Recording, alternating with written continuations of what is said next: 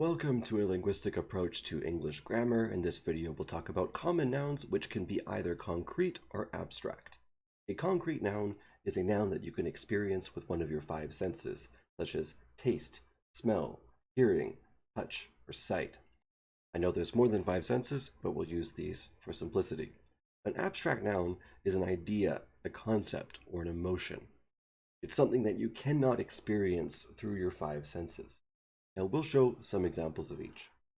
Let's start with concrete nouns, things that you can see, touch, hear, smell, or taste. Let's start with things you can see. Now, this is most of the physical objects in the world. Actually, it's all of the physical objects because you can see them all. This might be something outside, like a flower, or maybe a lawn or a garden. It might be a physical object, like a fence. I'm really thinking of household yards here, but let's step away and go to, say, a mall or something. Well, you can actually see a mall. You can see a store. You can see a chair. Okay, there's lots of things that we can see. Similarly, things you can touch. This is very similar. So, of course, you can touch a can if you want. Say you have a can of Coke, a can of Pepsi. There's so many things you can touch. You can touch an arm. You can touch a leg. You can touch a hand. Okay. Things you can hear. So you can hear someone's voice. This is a nice concrete noun. This is something that can be heard. You could hear, say, for instance, a siren. So this is the noise that an ambulance would make. You could hear well, you have a voice. You could hear a siren.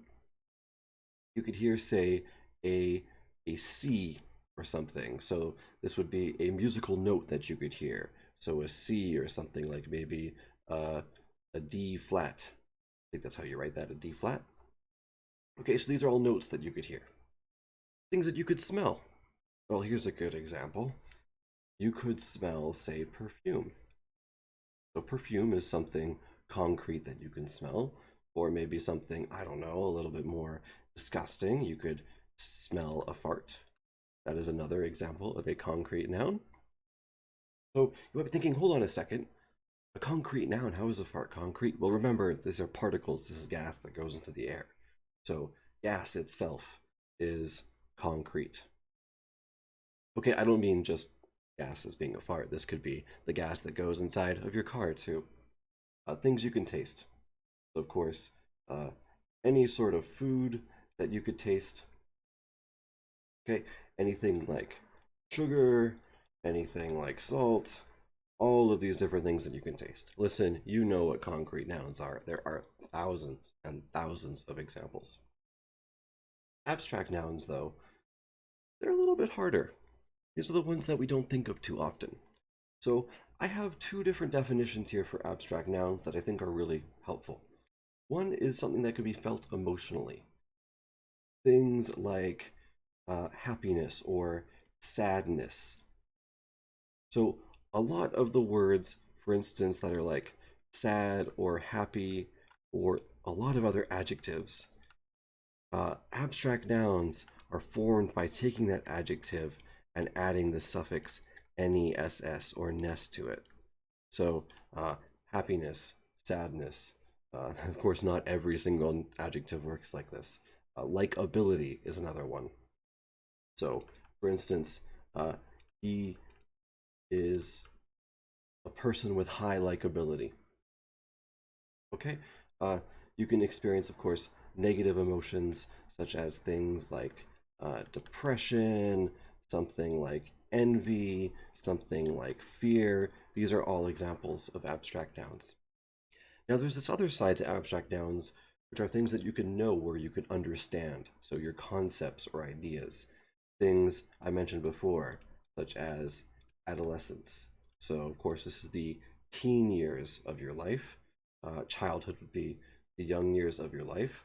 This could be concepts such as math or linguistics or physics or chemistry. So it could also be even more, these negative things you can understand, these really horrible things in the world, such as terrorism.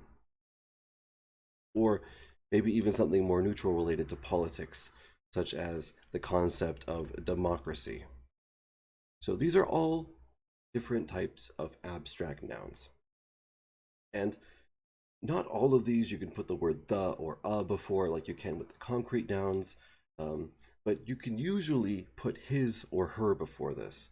So I know that his adolescence wasn't that great. His math doesn't make much sense to me. His linguistics is a little weird. His idea of terrorism isn't very good. His idea of democracy is kind of lacking. So his idea of is a really good test as well. His idea of blank. Okay, so let's take a look at some of these nouns and ask ourselves, are they abstract or are they concrete? So let me read these sentences out loud. I have known my doctor forever. His job is tough, so I have much admiration and respect for him. Okay, well, doctor. Doctor is a person. It's someone you can see, it's someone you can talk to. This is, of course, a concrete noun. Job. Okay, well, this is interesting. Job is a collection of tasks. It's something that you go to every day. It's not something you can physically see. You can see someone working at a job, but you can't actually see a job itself. So this is an abstract noun. A job is not something you can experience with one of those independent senses. This is something that you do on a daily basis. Okay, admiration. This is another abstract noun. You cannot see admiration. You can see someone displaying admiration, but you cannot actually see the concept of admiration. Similarly with the word respect. Respect is another case of an abstract noun. You cannot physically see respect, but you can see someone displaying respect. All right. So that's the difference between concrete and abstract nouns. If you have any questions, please leave them below and I will do my best to answer them.